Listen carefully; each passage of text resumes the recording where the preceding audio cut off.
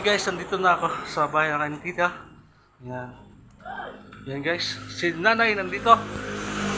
Nandito si nanay. Ay, Pasukin natin dito si nanay. Yan ang aking lola! wala ay. Yun! Laki-laki na. Laki-laki na! Ang aking lola guys. Nako. Yan. Puntahan mo si Laki na Bumbom. At nangaroon lahat. Nandun po lahat. Oo. Ay, nako, si... Ako yung Junjun po, nandito kahapon. Oo. Oh. Nandito rin ngayon.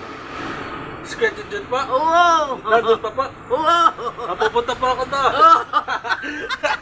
Toto, si nanay. Oh guys. Oh.